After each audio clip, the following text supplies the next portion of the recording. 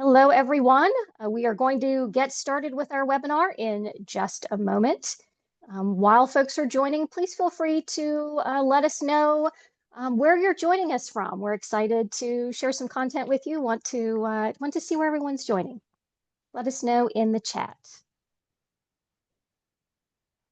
And as we are waiting for folks to join, just also wanted to mention that this webinar will be recorded. And it will be sent out to everyone that registered. All right, we've got folks from Minneapolis. Dallas. Yeah, colorful Colorado. Colorful Colorado. Got the Texas Yes. contingent. Got your next door neighbor there, Michelle, down in Kernersville. I see that in Kernersville, North Carolina. Yep, Plano, Texas. Awesome. Great to see everybody Twin joining. Cities. Leah from Minnie. Telling you, I'm right down the street. I'm downtown Indy right now. The Marriott. Tampa. We are almost coast to coast here. Coast to coast, right. All right. Well, let's go ahead and jump in. Again, if as you are joining, please feel free to let us know where you're joining from in the chat. And we hope to hear from you today throughout our session. So we want to make this as interactive as possible. So please continue throughout our session today. Drop your comments, your questions in the chat. We want to hear from you. And I just want to say welcome to everyone. We are going to be talking about aligning sales training with strategy, a plan for success in 2026. And it is hard to believe that we are actually talking about 2026 already, but it is almost here, right, Dan? That's right. Coming fast. Yes. So for all of you out here, your sales leaders, enablement leaders, it's time to start thinking about our plans for 2026 and how we are going to achieve those goals that we know are coming our way. So we're going to be talking about that today, talking about a process for aligning your training to the strategy and those business outcomes that you need to achieve. I am Michelle Richardson, Vice President for our Sales Performance Research Center here at the Brooks Group. And joining me is Dan Markin, our Vice President of Sales Strategy and Consulting. Great to be with you, Michelle.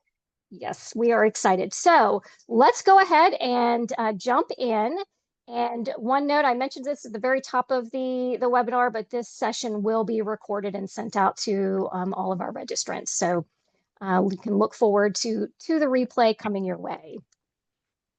So as we are talking about, thinking about how we are going to align training with our 2026 strategy, we want to walk you through a process, a way of thinking about how we're going to, how we should go about making sure that any development initiative really aligns with what we need to achieve in 2026. As you're thinking about your business strategy for next year, consider it in these steps. So first, Dan, we want to define those strategic sales objectives.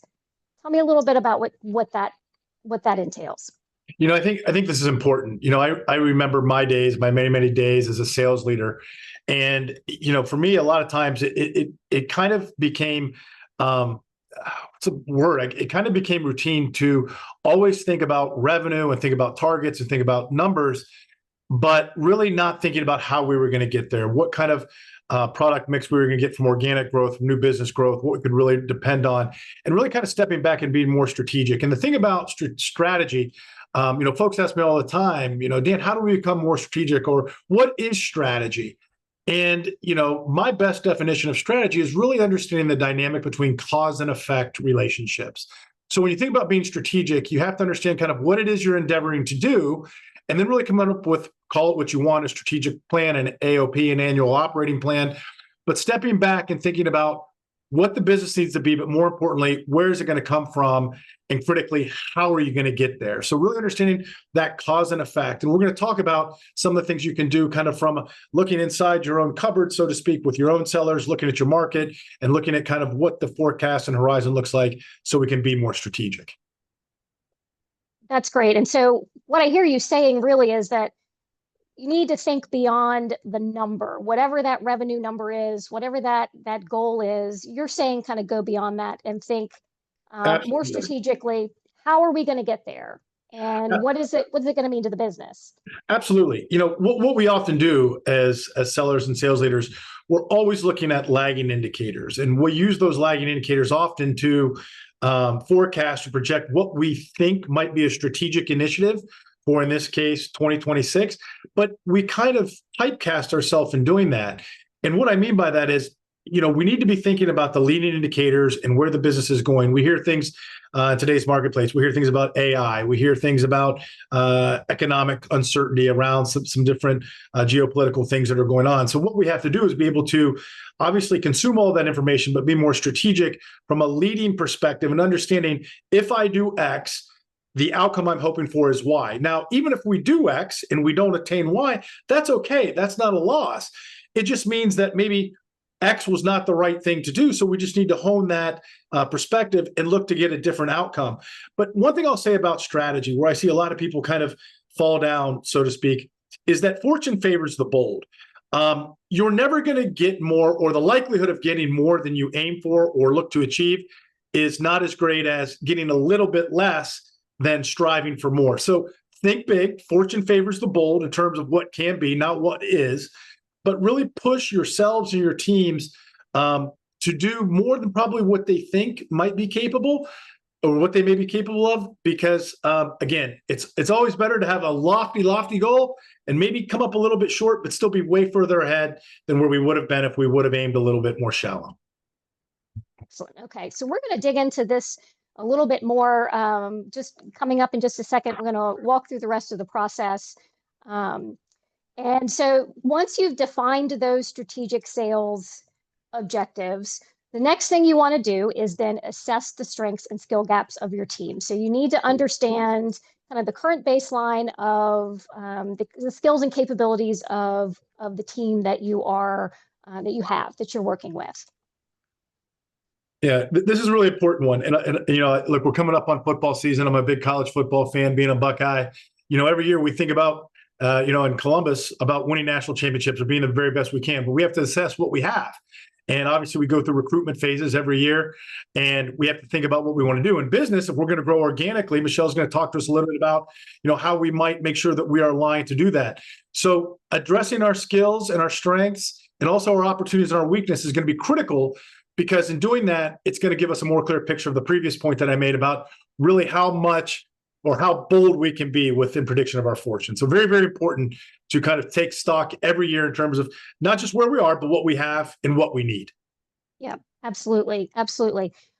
Before we move forward, a couple of questions that I want to address really quickly, Dan, with you. Yep. So Laura is asking, outside of revenue sales objectives, like faster or more revenue for strategic objectives, what else can we define outside of revenue? So if you're thinking about strategic sales objectives, can you give us some examples of what you're talking about? Yeah. So we always are going to have quota. We're always going to have numbers. As sales professionals, we're always going to be tip of the spear. That's never going to go away. But to the point that I made, it's really about how you are recognizing and changing behavior in real time. So when we think about what we sold last month, last quarter, last year, the problem with that is it's already over. It's already done. We can't affect it anymore. What we really want to do is be looking at things, the leading indicators, which can be strategic initiatives as well, that we can measure in real time, that will give us insight to our ability to affect the goals. So, for example, if you have let's say we look at closing percentage, for example, in terms of how much business we close, I would encourage you to look at different metrics. For example, how many meetings did it take for you to be able to close that business? How much prospecting activity did you have to do? How many initial outreach visits did you have to make? And if you start to look at that information, you can start to objectify the behaviors that are necessary. So in other words, if you know that it's going to roughly take you, and I'm making this up, 10 meetings to close a piece of business, well, then you can obviously work backwards from what your goal is, and in those 10 meetings, and then start to forecast how many meetings your sellers should have a week in order to stay on target with that goal. Now, it's not absolute, and I would also encourage you to use various inputs in terms of that, because you want to measure and balance each one of them. But strategic initiatives are not, as to your point, are always not just about revenue. It's about what are we doing in real time that we can measure that should be leading us to the outcome that we want. Great. Thank you for that, for those examples. Tanya, I see a question there about resources and tools that we use to deploy assessments. I'm going to table that one. We're going to talk a little bit more about assessing strengths and skill gaps in just a few minutes, and so we can dig into that at that time. So we've defined our strategic sales objectives. We are assessing strengths and skill gaps. We want to understand kind of those baseline capabilities of our team. From there, once we understand where we're going and kind of where the gaps are, then we can design and deploy training that really targets those skill gaps, helps you leverage strengths, because I know, Dan, you're big on leveraging strengths just as much as you are on addressing those skill gaps, but also designed to achieve those sales objectives. So at that point, we design our training, we coach and reinforce.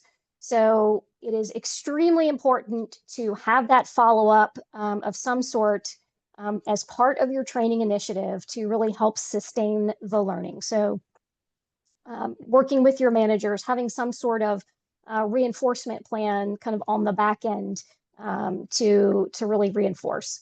And from there, we measure outcomes. So we want to make sure that we're measuring at multiple levels. So we're measuring not just learning satisfaction and their confidence, but application of skills and business metrics. And so we're going to talk about some KPIs here in just a few minutes as well. So you want to make sure that you're measuring the outcome of your training. How well did your training help you and move you closer to achieving those objectives that you've set? And then you want to use that information to learn and refine. So identify where the training moved the needle, what areas might need more focus, because again, training is a journey. It's not a one-time event. So this helps to inform ongoing development and where you move your sales team moving, in the future. Absolutely. Any other thoughts or comments here, Dan?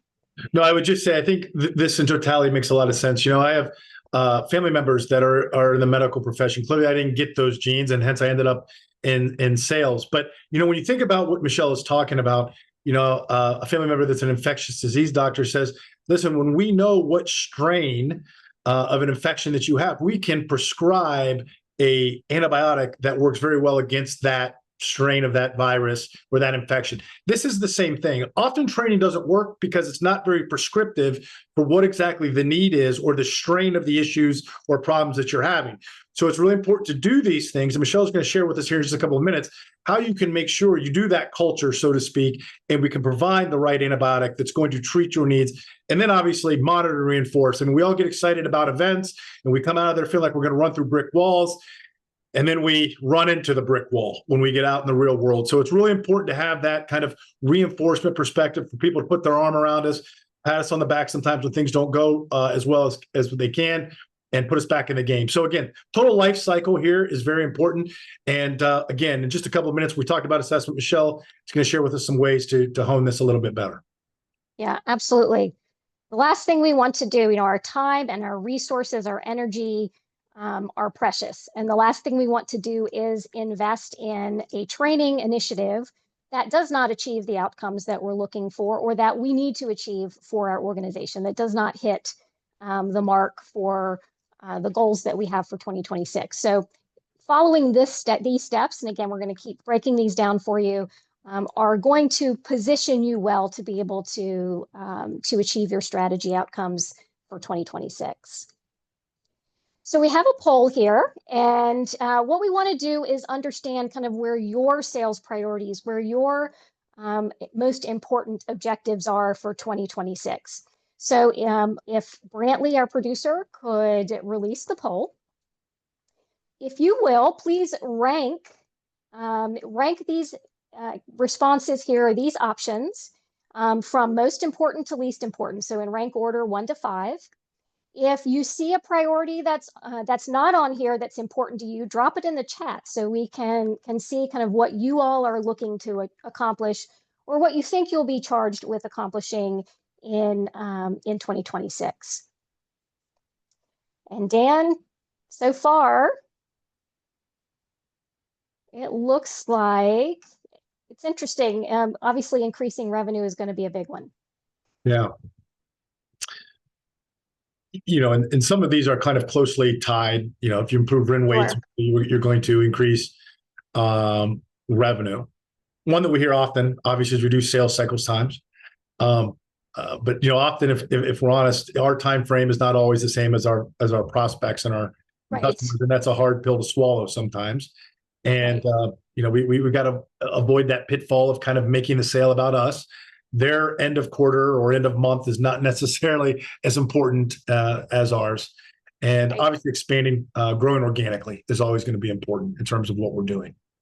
Yeah, absolutely. Absolutely. Yeah, like I said, if there's anything on that's not on the list that is going to be a priority or an objective for next year, drop it in the chat. All right. So as we've been talking, increase revenue, number one. Wow. Okay. Yeah. Not a huge surprise there. Improving win rates, number two. It looks like expanding current accounts, reducing cycle time, and increasing average deal size look to be kind of the fourth and fifth rank. Right. And so again, to the point that I was making earlier, if you want to increase revenue, that is a lagging indicator. You're not really going to know if that revenue is increasing until that revenue is booked, recognized, realized from an accounting perspective, how you may look at that. That's why those leading metrics are so important to know in real time if we are trending in the way that we'd like to. So when we get that lagging indicator, in this case, revenue recognition, we know what we did that kind of attributed to it and what we didn't. The other thing that I'd like to point out that I see is kind of a pitfall that a lot of sellers make.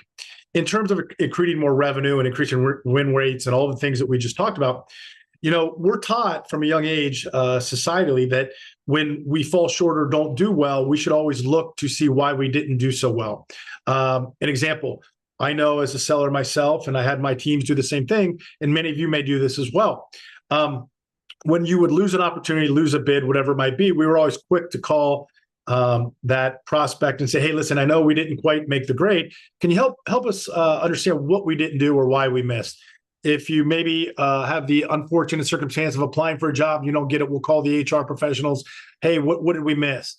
Interesting thing about that, though, is one of the single best things you can do that takes very little effort is to approach your prospects and customers with the same vigor and same tenacity that you do when you come up short, when you win. In other words, how often do we ask our new customers, hey, listen, you know what? You picked us. What was it that we did that kind of caused us to get across the line? And Michelle alluded to the idea earlier that I am a big believer in strength-based management and perspectives. You need to know what you do really well and what you do better than the competition so you can do more of it more often to have more success. But it's counterintuitive to ask people when we are successful, why we are successful. And that's really important because early on, from a prospecting perspective, from a strategic outlook, if what you do really well is not in the same value construct of what that prospector sees as important, the likelihood and confluence of you coming together is not very high. So it's very important from an early perspective that you understand, hey, Mr. or Miss Customer, what's important to you? What are the attributes that are going to be important to you in a provider, in a vendor? And if those are things that align with what you've been told you do very well, that's a great indicator that you're heading probably north and in a positive direction.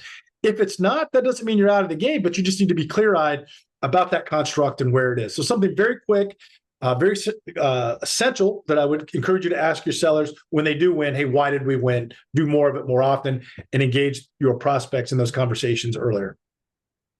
And that is a great point. And Kathy in the chat said, we focus on why we failed, but our successes are a great learning opportunity. And training is about making ourselves better. We absolutely want to address kind of our gap areas and continue to develop, But it's also important, as you've said, to really leverage those strengths. And oftentimes in training, we encourage participants, folks to, if they're thinking about areas that they want to focus on for development, pick a strength and continue to develop that because that's a way to continue to leverage. Oftentimes it's easier to kind of continue to raise our strengths up than in Well, addition to developing those gap areas. it's a great point. I'll just make one more point. We have 67 folks on the call here right now. All 67 people on this call, you're all very successful people because you are in the positions that you're in. But what's really interesting, you are in the positions that you're in because of what you do well, not what you don't. Your strengths are always going to carry you further in life, just as in selling, the strengths of the organization, the brand, the features and benefits are always going to carry you further. So work to not only know them, but embrace them and understand that that's not going to be all things to all people all the time. And that's okay. But again, strength-based perspective is very important. Absolutely. Absolutely. All right. So as we are thinking about how we align our training to our sales strategy, and obviously we want to make sure that we are leveraging those strengths and opportunities, we need to be thinking about our KPIs. And as you'll see here, some of these KPIs that we're talking about aligned with our poll question just a few minutes ago. And so make sure that as you're thinking about what your strategic objectives are and how you're going to move forward with training, that you're setting KPIs that align, right? So you want to make sure that as you're setting up your training, that you're picking KPIs that you can monitor and measure that will, help you see what your progress is.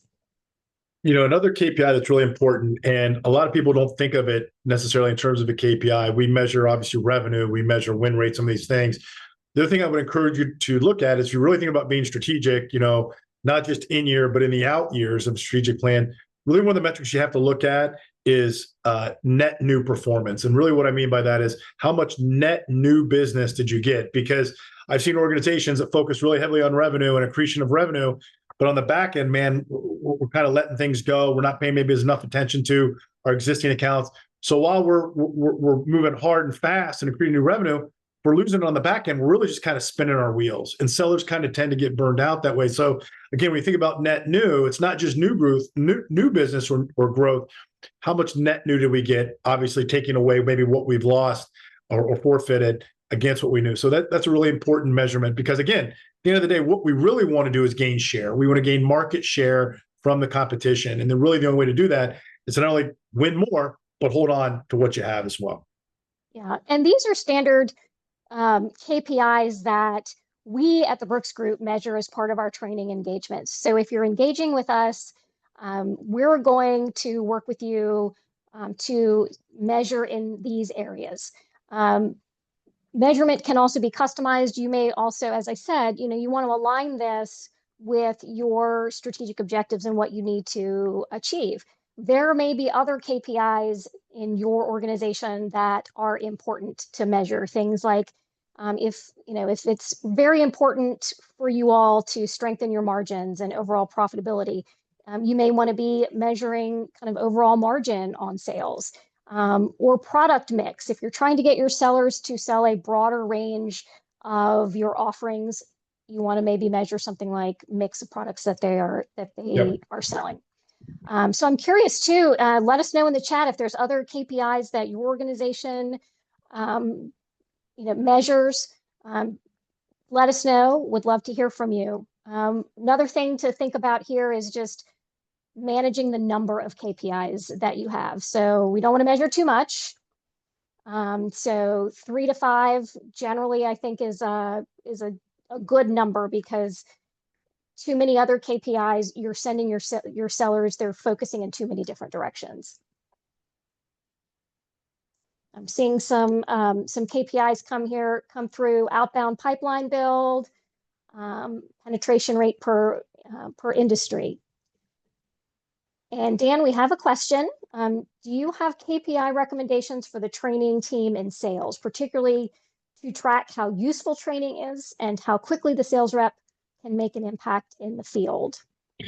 So it's a great question. As a sales leader, the number one question that I always had, and in all kind of transparency, I've had the opportunity to work with just about every um, sales organization, every sales organization there is out there. And the question I always had is it going to work? Before we make this investment, are we going to be able to get a return? And the way that I always looked at that was, well, we should sell more, right? We should sell more, and that means it's working. Well, I had an L&D person, an HR person, kind of in confidence, tell me one time, look, Dan, that's really not the way that it works. The way that it works is if the training is successful, you modify the behavior, and if people can behave differently, then they should get a different outcome. Often, what happens is that we learn things as sellers, as human beings, and we do those things and actually get, maybe 50, 60% of the time, the desired outcome. That doesn't necessarily mean it's the most effective and easiest way to get that outcome. Practice, as we've all heard, does not make perfect, it makes permanent. And so what's really important is to understand what the best recourse or course of action is, rather, in a specific sales situation or sales interaction, and being able to modify the behavior. So that's the long way of answering your question. Yes, we can measure that. We measure it through behavioral modification. Michelle will talk in just a couple of minutes about how we do that, because really what you're endeavoring to do to get a different result is to change behavior. And often sellers engage in behaviors that have worked for them in the past, and they're not necessarily a bad behavior, but maybe there's a more effective one based on research that would provide a better outcome. So if you can affect the behavior, we see then the results kind of fall in line, and we'll share some of that data with you here in just a second. Yes, thank you, Dan. And to echo, we will talk a little bit more about measurement and different measurement strategies, and how, Jennifer, you can get data, particularly around application of those skills in the field. So second step of our process was assessing those skill strengths and gaps. We've talked about it a little bit already, but let's break this down and what this entails, and kind of our recommendations for how you would do that. You want to understand what your sales team must do differently in order to hit those objectives. So you want to evaluate what the role requires. Take kind of your top performers out of it, but just objectively consider, in order to hit your sales objectives for 2026, what must your sales team do differently? And what does that sales role require in terms of their key activities and key characteristics? You also want to objectively assess the current capabilities of your team. And we're going to talk about kind of three different kind of dimensions or ways to measure those current capabilities. All three of them are important, and you want to kind of look at it from a holistic perspective in that way. So the first thing we want to look at when we are assessing our strengths and our gaps, you want to understand how their behavior style manifests in sales. So you want to understand how your seller, at the individual and at the team level, how they sell. This is extremely important for alignment to those sales priorities. You want to know what type of seller do you need in that role to achieve those priorities, and what type of seller do you have. So, the most common way of describing this: do you have hunters? Do you have farmers? Do you need a hunter in this role, depending on what kind of some of your priorities may be? Do you need someone that's going to farm existing accounts? And then understand what the makeup of your team is.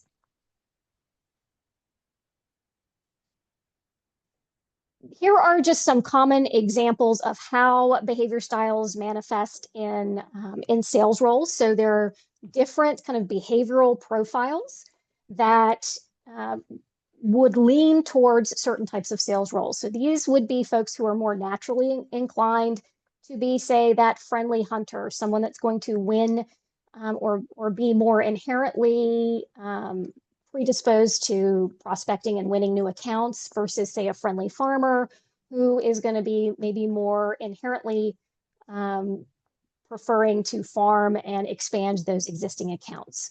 So understanding how these behavior styles manifest, understanding kind of these are common DISC profiles.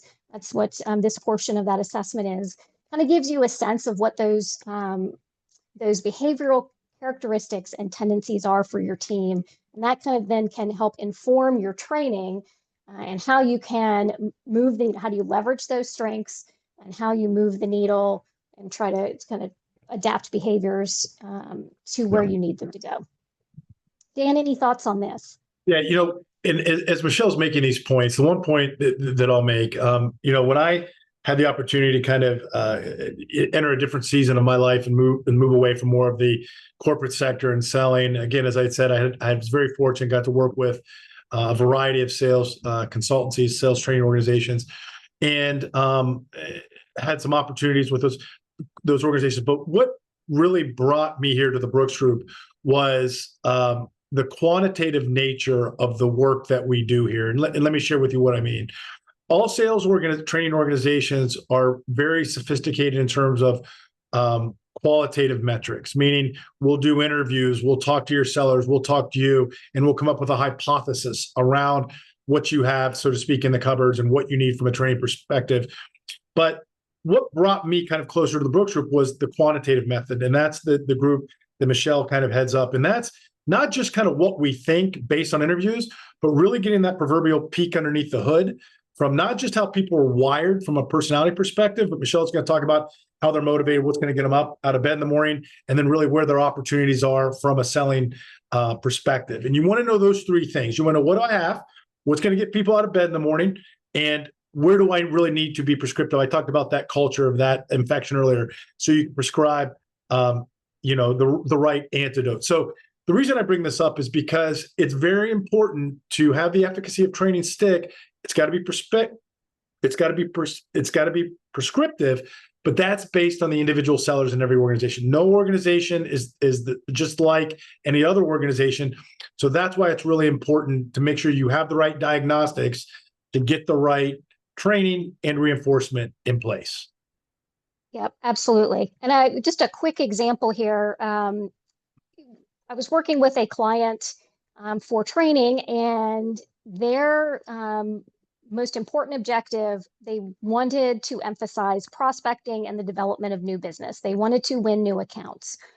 So as we were working with the team, what we realized is that most of their team members, while they needed maybe that friendly hunter, most of their team members were wired more to that friendly farmer type profile. So as we were building training and we were helping them scope their KPIs, we focused around initial skill development in reactivating dormant accounts, asking for referrals to new accounts, ways to kind of take advantage of those existing relationships that they were more comfortable with. So we worked some KPIs around that to kind of then get them more comfortable and move the needle and move them more towards that prospecting mentality. So kind of an example of a way that this type of data is used when you're scoping your training, when you're trying to align it to those strategic objectives, and even in terms of setting KPIs that you want to measure. So we were measuring new account acquisition, but we were also measuring referrals and reactivation of dormant accounts as just another way of seeing where they were making progress. So Dan mentioned motivation, and the next thing that we want to look at when we are analyzing and assessing our team strengths and gap areas is understanding what motivates them, what gets them out of bed every day, why they take action. And so looking at these different motivators, are they motivated to make money in a commission type role? Are they motivated to have influence over others or help other people? So this is going to help you, again, in alignment to those sales priorities. What do you need to accomplish? If you are trying to strengthen margins and minimize negotiation, this can even tell us if you have someone that's going to struggle with price objections. So again, then we want to refine how we train them. It's also valuable in how you coach your team post-training, how you reward them and compensate them, and can be valuable in change management. So if you understand what motivates someone, you can kind of set up your systems for changing behaviors based on this motivational information. So Absolutely. Yeah, these are the carrots, right? That will kind of help and reinforce the need to change behavior and adapt to those new skills and habits. Any thoughts here, Dan? I would just say, we as human beings, typically the litmus test for what we think other people may like or enjoy are the same things that we like and enjoy. And that may be true. Common misnomer about sellers, that all sellers are driven by money, that they want to get into sales because they make a lot of money. Well, that's true for a lot of sellers. But what we find through the research is a lot of sellers get into sales because they get paid in time. And what I mean by that is they want command and control of their own time. They like the idea of kind of the open road, being out in their territory, seeing customers, not really having that 8 to 5 kind of thing. And the reason I bring that up is because if you have someone that's motivated by those influences, they would be, as you see here, kind of a high individualistic, they'd have a high motivator in terms of individualistic. If you're trying to incent them with commission and money, and that's not important to them, you're going to be like ships passing in the night. So it's really important to understand you have to meet people where they are. An example, if you have a high individualist workforce and you keep asking them to put things into a CRM and they're not putting them in there, you have to ask yourself, well, am I going into the CRM when I have questions about an opportunity? Or am I simply picking up the phone and calling them, texting them, or emailing them? A high individualistic person is not going to put things into CRM. That high individualistic person wants to kind of, quite frankly, be left alone. So if you want them to put things into a CRM, then you need to go into the CRM when you want information, because that's how you're going to change that behavior. Again, we talked about behavioral modification. So very important. The research shows us that not all sellers, again, are motivated by the same things. The key is understanding what motivates your respective sales force, and then playing to those strengths in terms of what they find in terms of reward. Excellent. So the third piece of this is identifying those skill strengths and gaps. So we've talked about kind of their behavioral makeup, their motivation. Now we want to understand their skills. So what are the baseline selling skills that they bring into kind of their current capabilities? So what you're seeing here is just a sample page from a selling skills assessment that we offer. Essentially, areas of blue and gray show selling strengths, areas of pink and red show gaps. And so this gives you a quick snapshot at the individual level, can also be used at the team level, but it gives you kind of that snapshot of where are those strengths we can leverage, and where do we really need to focus our training to address those skill gaps. And we'll kind of break this down. Each one of these lines represents a stage of the sales process and also the core skills associated with that stage. So positioning, prospecting, pre-call planning, building trust, asking good questions, presenting your solution, creating value for your offering, managing objections, and closing the sale. So all of those skills are associated or wrapped up in the process here. So this makes a great tool for assessing those skills on the front end. So kind of a pre-assessment can also be used, and we do use it as a post-training assessment. So Jennifer, looking at KPIs in terms of how the training is moving the needle, being able to show kind of before and after in terms of skill change can be one way of doing that. You can show percentage of growth in those skill areas. This particular assessment is application-based, so it's scenarios, sales scenarios that participants or respondents need to rank their most effective response. Yeah, and this is really important because if you come to the Brooks Group and you say, hey, listen, I think I need some help in terms of some development, some training, help me understand kind of what it is we need to do. The first thing we're going to say to you is, hey, listen, you know what? We'd be remiss if we, even doing a couple interviews, told you exactly what you need. Why don't we have your sellers tell us what you need? And so what we will do is deploy this assessment. We get all this data back by individual. We can aggregate it. We can look at it. And we can say, okay, look, here's your team. Here in this sales process of going out looking for customers, setting up meetings, asking them questions, applying a solution, negotiating, and getting the deal done. And those 6 steps, which are agnostic with any sales process, here's where your team really performs really well. And here's where you have some opportunities. And so we really should kind of dovetail the training into where these opportunities are. Of course, we're going to hit on things they do well, but really the bang for your buck is really understanding where they can move the needle. Again, back to the metrics and kind of the things we can measure is looking to see, can we move or did we move the needle in terms of where they were before the training? And then through a reassessment down the road, did they move that from a behavioral perspective? And are they moving the needle? So very, very important to get this quantitative perspective.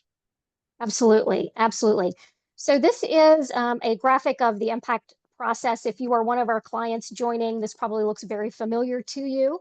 But as Dan was saying, it's really important to be able to pinpoint kind of where those development areas are, where we're going to be able to move the needle, where those strength areas are. So that assessment that we were just showing you aligns with this impact process. And again, stages of the process, and each stage represents those foundational selling skills associated with it. So investigate, prospecting, pre-call planning, qualifying, all the things that happen before the sale, meet, building trust and rapport, probe, asking good questions, understanding what it is that the customer needs and wants, the apply, connecting the solution to needs and wants, the convince step, managing objections, negotiating terms, and then tie it up is asking for the business.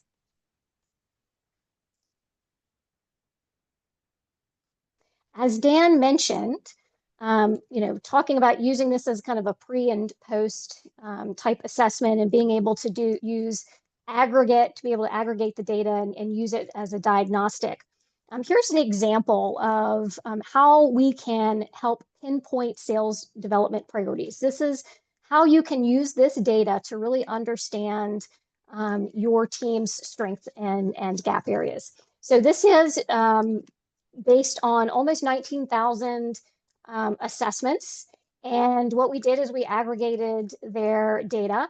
The numbers here you see are a percentage based on 100. So obviously the higher the number, the more effective someone is in that area.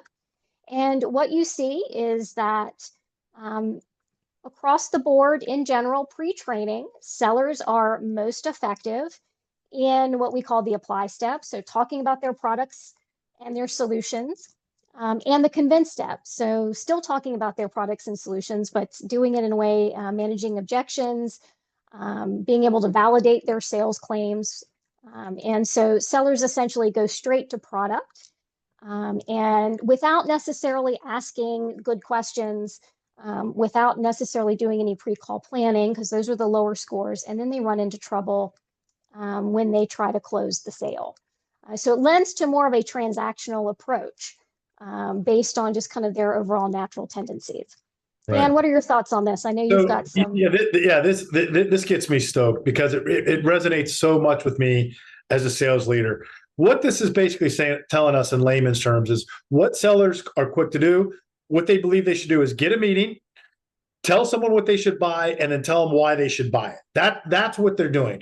And if you think about it, I know I was guilty as a leader of telling them, get the meeting, sell something, and they overcome the objections, like get it done.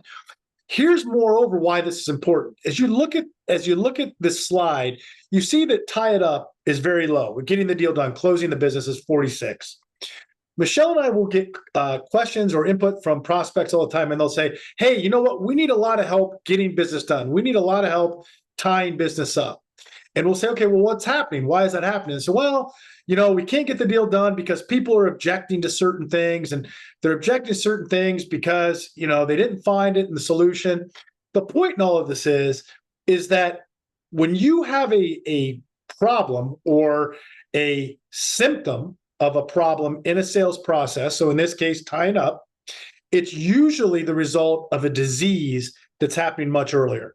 So the reason, and you can see it here in this graph, why sellers have a hard time selling business, it's because they didn't apply the right solution. So they're trying to convince them to buy something that isn't really right for them. The reason that that's happening is you can see the 47 in probe, they didn't ask the right questions. So they don't really understand what the customer needs because they rush through it. So we're trying to convince them to buy something that's not right for them, and the customer figures it out.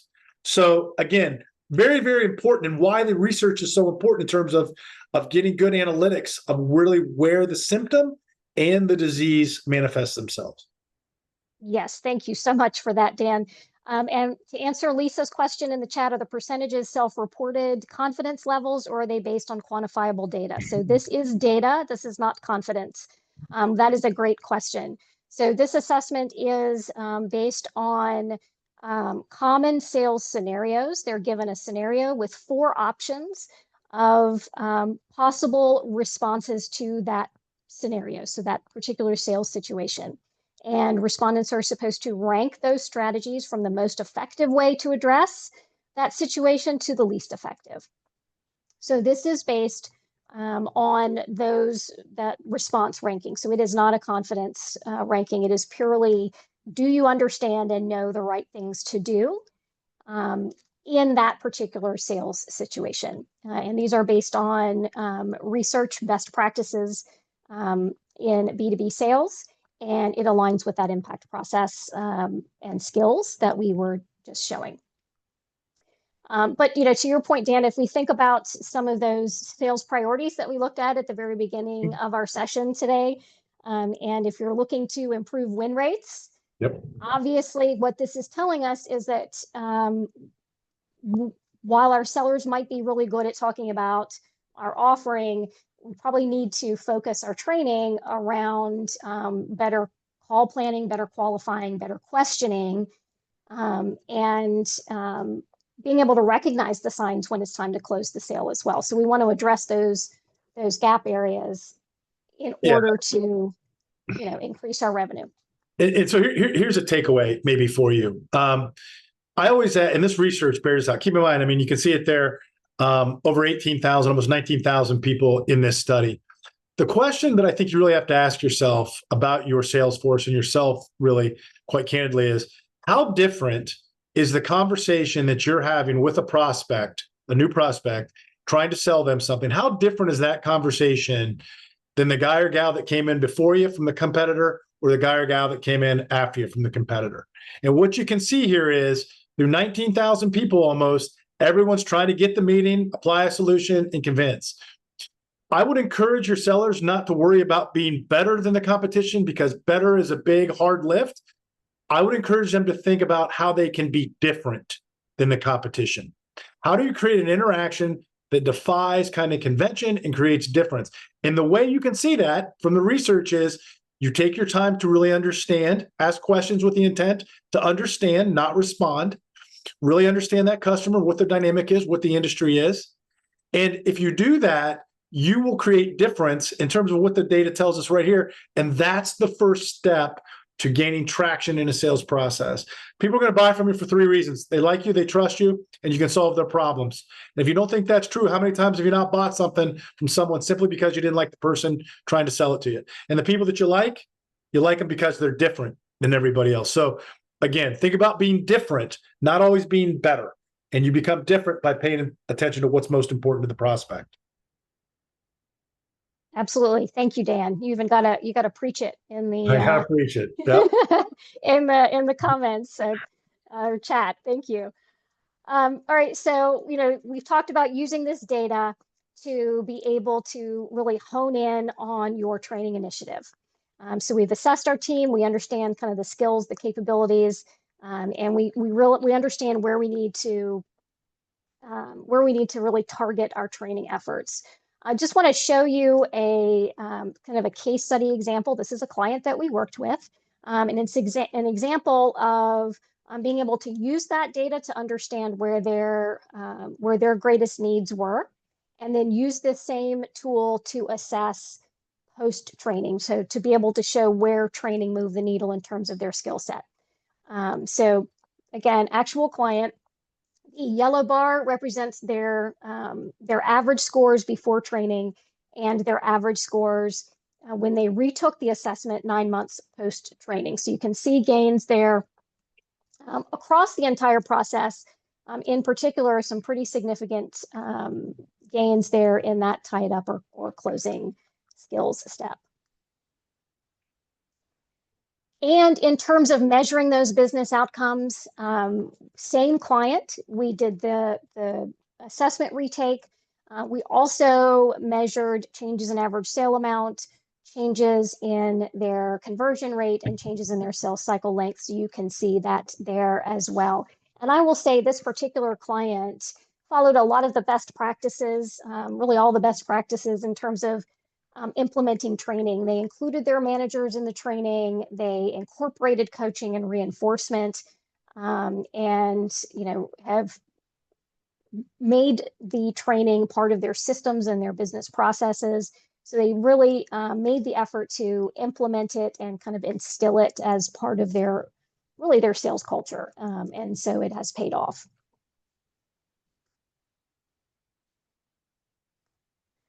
So another step that we talked about in kind of our overall process was learning and refining. So using the data, the outcomes that you've measured to really understand where, again, you've moved the needle, and what additional development areas are needed, what additional reinforcement is needed.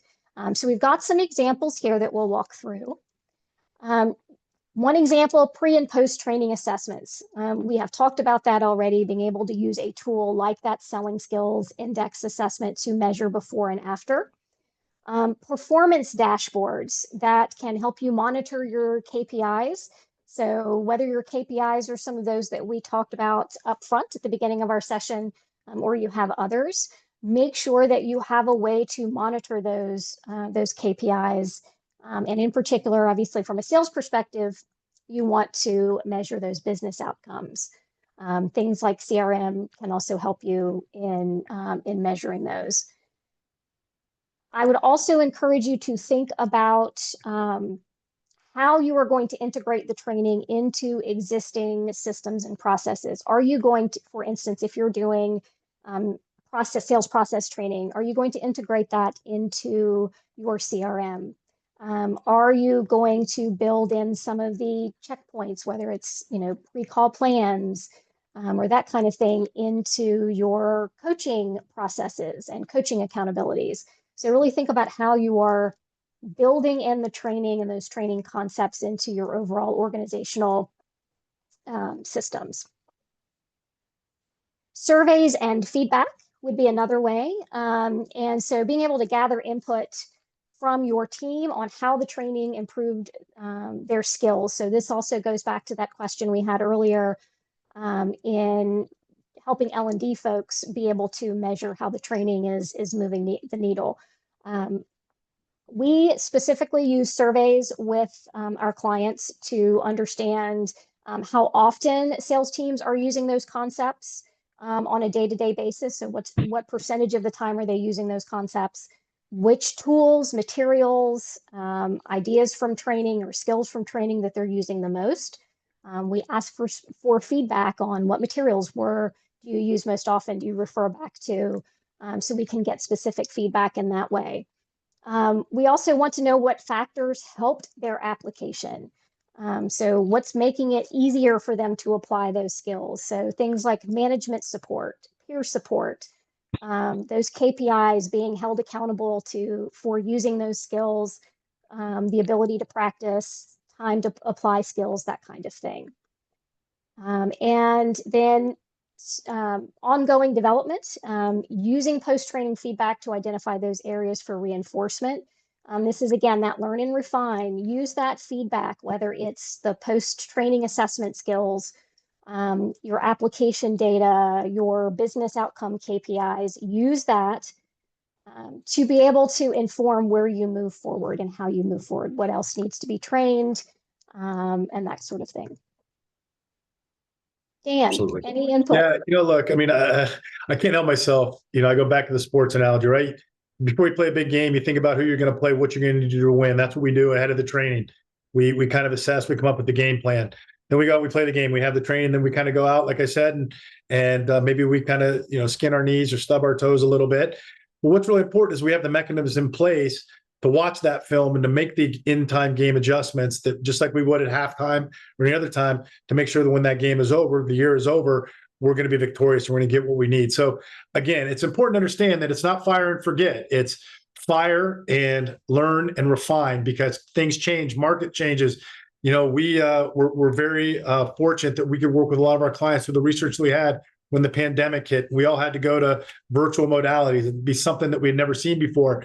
But because of some of the systems and research that we had in place, we were poised to partner with our clients to make that pivot in a more virtual modality. So again, we never know what's going to happen, but what's important is that we have the resources and ability to partner with you to pivot to whatever market conditions or what may happen that we may never even be experiencing. Absolutely. Let us know again too if you have any questions, any other comments on what we're sharing. Some key takeaways for today. We've talked about clearly defining those sales priorities and outcomes. So again, we want to begin with the end in mind. Where is it we're trying to go? Because that informs everything else that follows. Identify those skill gaps and strengths. For my good friend Dan Markin, we want to identify both the skill gaps and the strengths that training needs to address. We want to set clear objectives, track the right metrics, report on how your training drives those business outcomes. So going back to those KPIs, I would add to that also report on how your training influenced the application of skills, how your training made a difference in kind of those learning metrics before and after. So you want to really take a holistic measurement approach. You want to embed the training into your systems and processes. And we talked briefly about that just a few minutes ago as well. If you have any other key takeaways, would love to see those in the chat as well. Interested to see what other folks have taken away from our session today. And some resources for you here. If you're interested in learning more, we have a guide for building a successful sales strategy. There's a QR code for that. If you are interested in having a conversation with us and would like to schedule a consultation, you can use that QR code.